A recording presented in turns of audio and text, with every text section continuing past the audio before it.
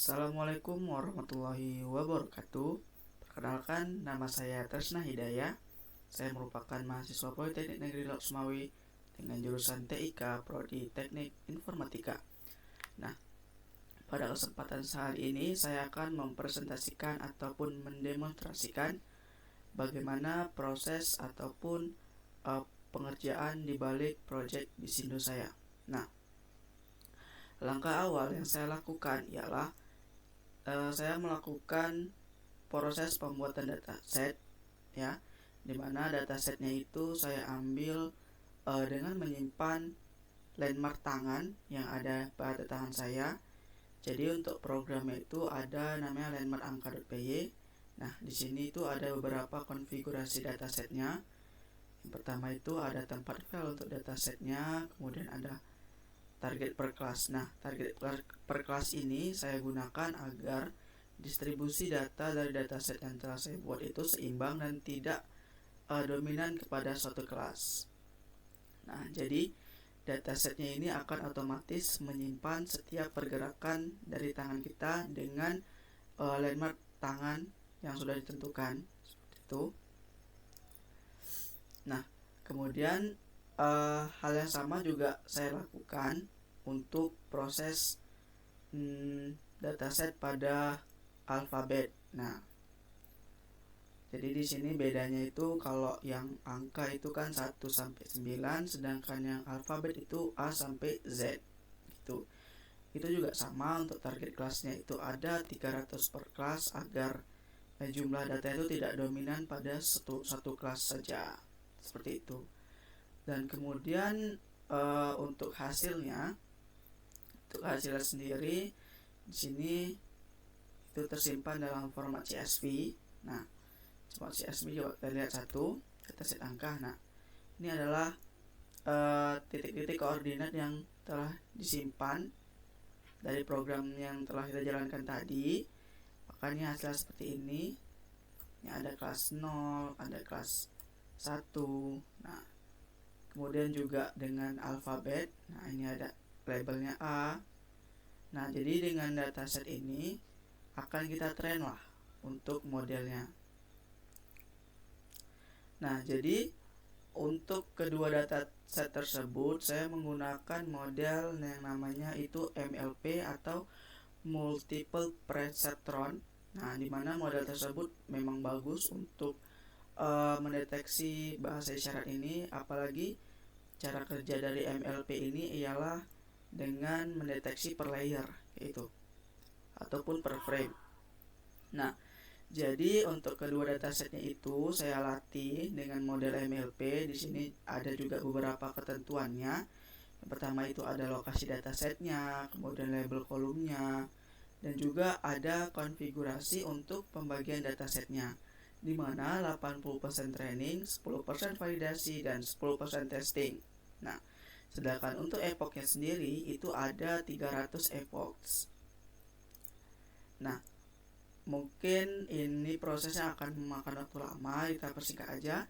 Nah, untuk modelnya itu nanti bakalan disimpan di folder model ini. Itu ada label encoder alfabet, dan juga ada label encoder angka, ada model alfabetnya, ada model angkanya juga di sini.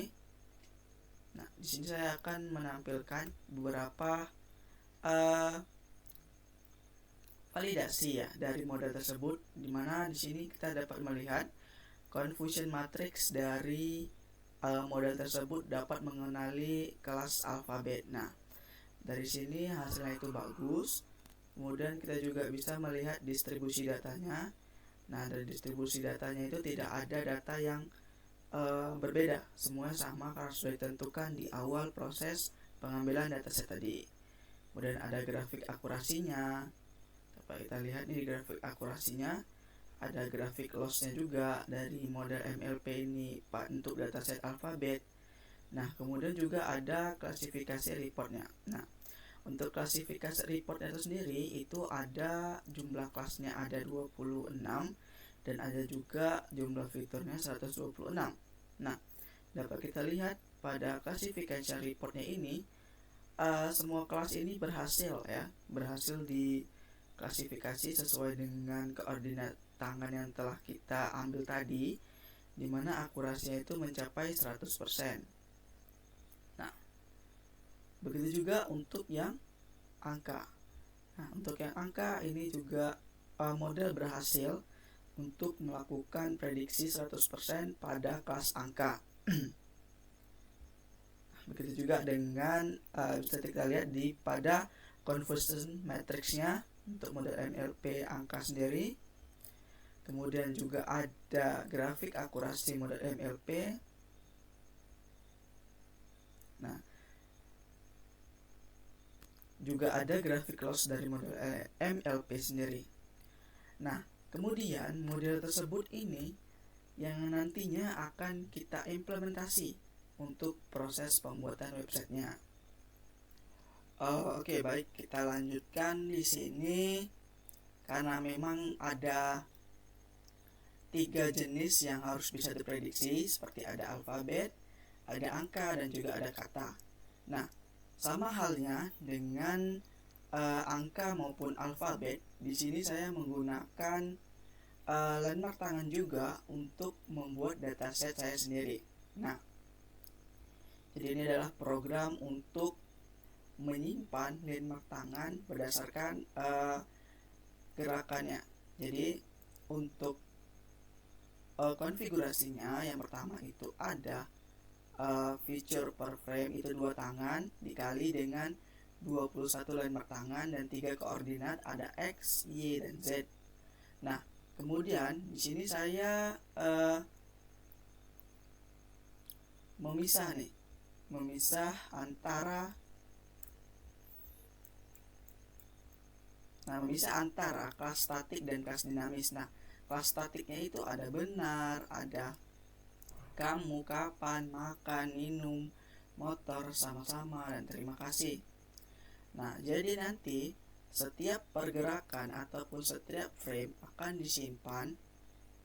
disimpan melalui format .npy. Nah, ini ada beberapa kata.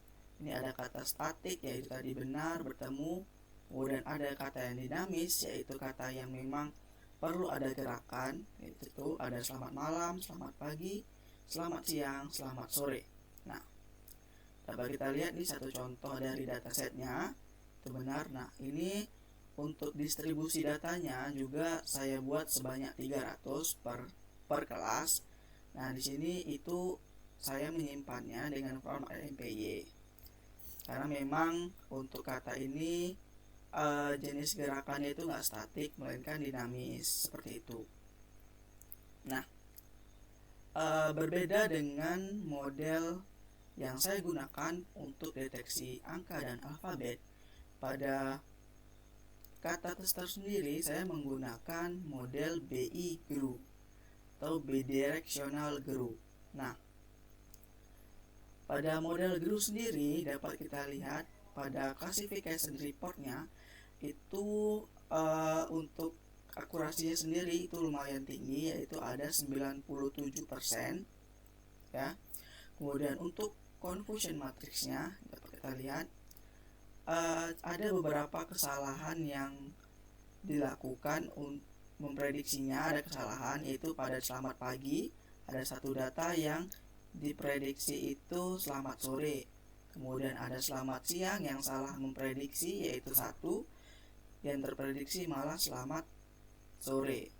Begitu juga ada yang kata benar malah terprediksi terima kasih. Itu menurut saya itu bagus, untuk modelnya sudah berhasil mendeteksi sebagian besar kata. Kemudian ada akurasi dari tren dan validasinya. Kemudian ada lossnya. Nah, jadi untuk modelnya ini juga akan saya gunakan untuk implementasi ke dalam websitenya. Oke, baik. Mungkin kalau untuk pelatihan model sudah cukup sampai sini. Kemudian kita akan melanjutkan untuk proses bagaimana sih kita dapat menggabungkan antara model yang telah kita latih ini dengan menggunakan interface berupa website. Oke, baik. Mungkin ini adalah tahapan di mana saya akan melakukan proses implementasi yang awalnya tadi kita membuat dataset, kemudian mentrain datasetnya sehingga menjadi model yang bisa mendeteksi bahasa isyarat. Kemudian di sini saya akan melakukan proses implementasi terhadap interface-nya. Nah, di sini saya ada dua folder, itu ada backend dan ada frontend. Nah, di dalam backend ini sendiri itu ada menyimpan dua model yang berbeda, yaitu model angka dan alfabet, dan juga ada model BI Guru atau model untuk mendeteksi angka. Nah, kemudian dalam backend tersebut ada yang namanya utils. Nah, utils ini itu berfungsi untuk mengenerate hasil frame yang dikirimkan lewat front end. Nanti bakalan diekstraksi fiturnya ataupun landmark tangannya bakalan diekstrak melalui frame yang sudah dikirimkan dari front end itu sendiri. Oke.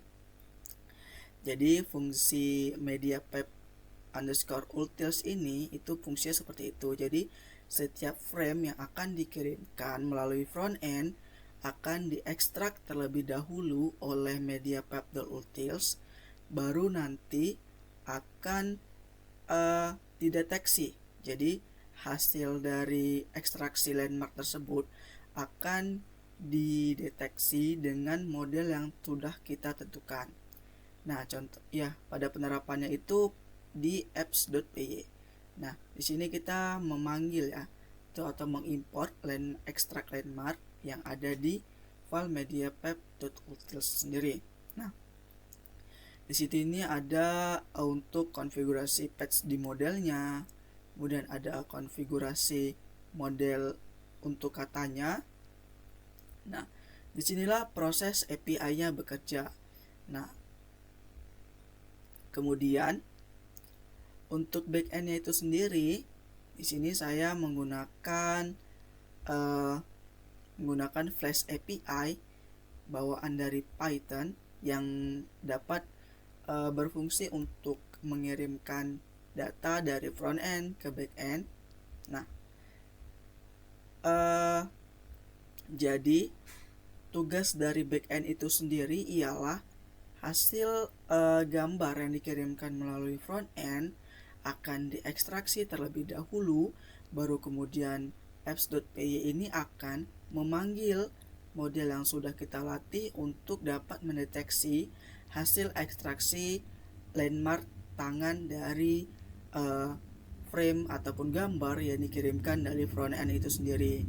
Jadi seperti itu untuk cara kerjanya dari implementasi ke dalam interface-nya itu sendiri.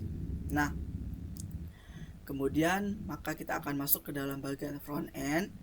Nah, untuk front end-nya sendiri di sini saya menggunakan namanya itu React.js, dimana ini yang merupakan frame dari JavaScript.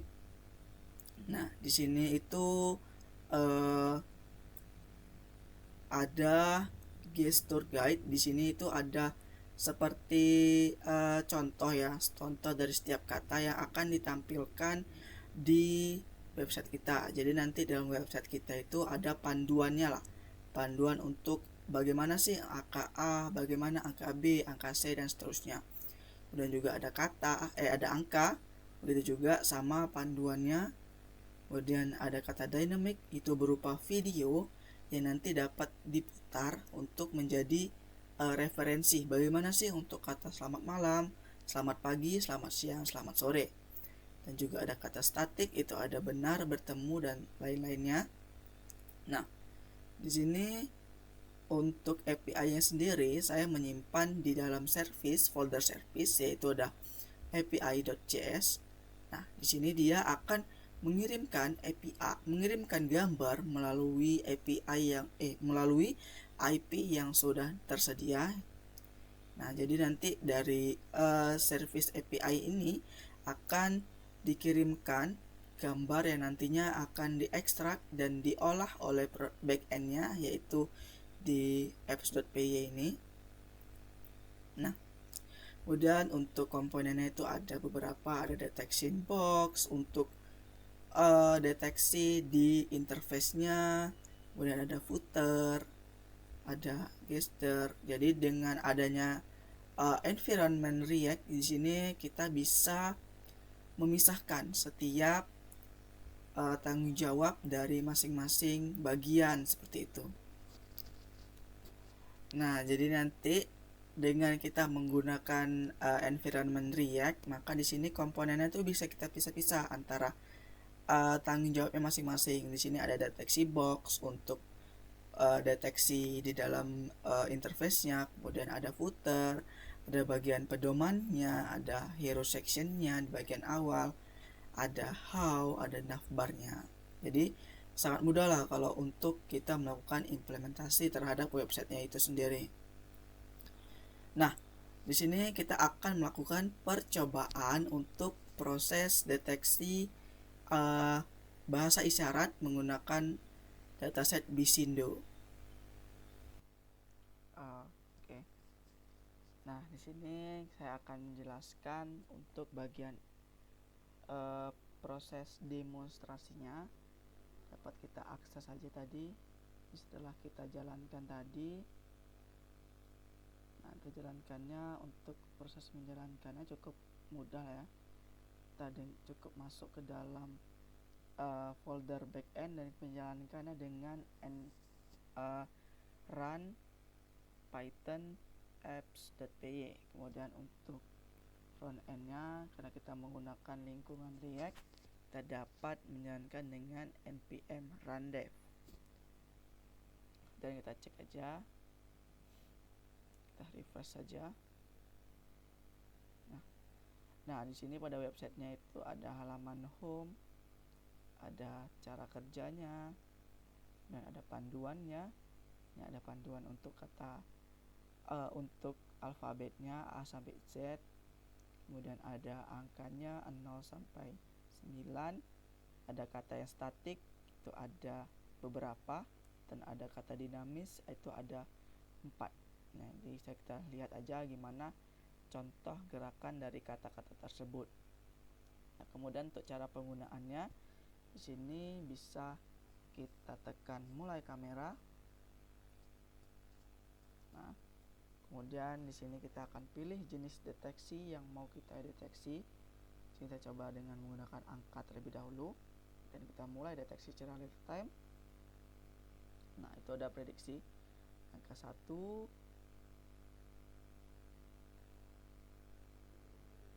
ada 2,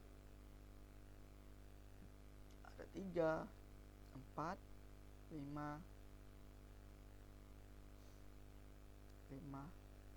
6, 7, 8, 9, dan ada 0. Nah, dan kita deteksi untuk alfabetnya. Sini kita mau deteksi.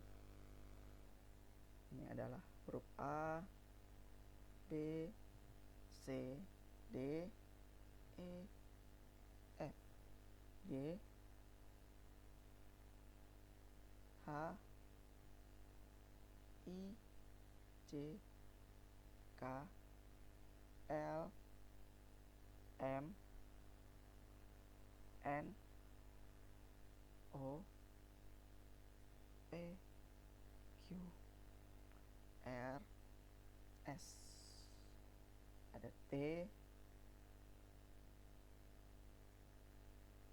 U, V, W, X. Ya, untuk kata X-nya kurang X, Y,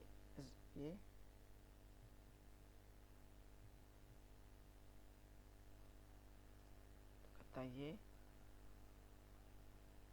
sebentar, Y, mana ya, gini ya, itu Y, ada Z. Oke.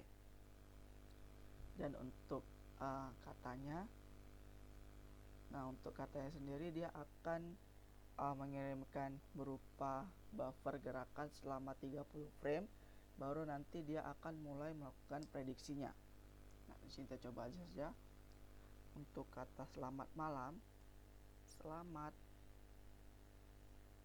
pagi, selamat siang. Oke. Kemudian ada selamat sore. Oke. Kemudian ada selamat malam, selamat malam. Ada juga ada selamat pagi, selamat pagi. Oke. Kemudian ada kata mobil, mobil. Ada kata motor, ya, ada kata motor. Kemudian ada beberapa kata makan,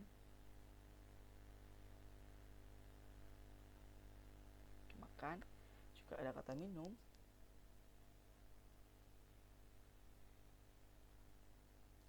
oke, sebentar ya, teksnya masih minum.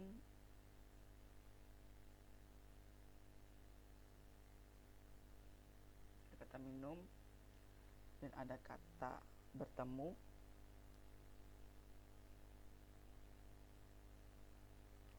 ada kata bis, ini adalah bis. Ada kata terima kasih, terima kasih. Dan ada sama-sama,